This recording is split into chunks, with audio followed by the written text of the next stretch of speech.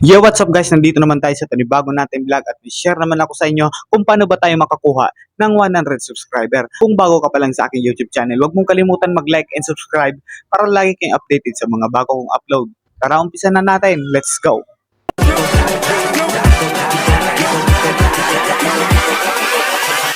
Hold up.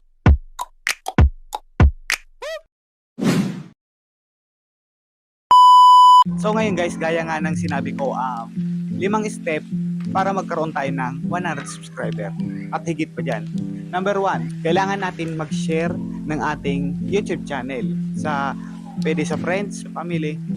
Kung may mag-subscribe sa'yo, automatic, meron na yan. Number 2, kailangan natin magawa ng Facebook group. Katulad nito guys.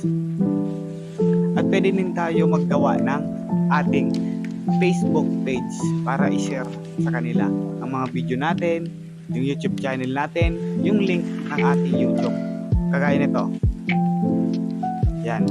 Sa number 3 ay pwede natin i-post ang ating mga video. Pwede natin ito bayaran para tayo magkaroon ng viewers.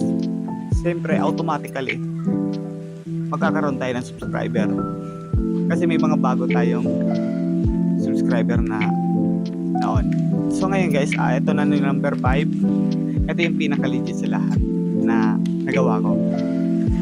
Meron sa atin dadagdag dito kahit 2, 3, 4, 5 o 10. Kailangan natin gumawa ng mga short video na 30 seconds lang. Kasi makikita nyo sa YouTube channel ninyo, kung magpo-post kayo ng video yung mahaba, medyo konti yung nanonood at hindi nila tinatapos. Kaya sa aking mga post na short video is 30 seconds lang. Doon, meron na dyan guys magla-like, meron na din dyan ng viewers na mahigit 400 o 500, minsan nag 1.2k. So yun lang guys, wala nang iba. Dito na magtatapos ang ating video. Kung bago ka pa lang sa aking YouTube channel, ayan, baka naman mag-subscribe ka na kasi dito matuturuan ko kayo ng legit 100%. So dito na magtatapos ang ating video. Peace out.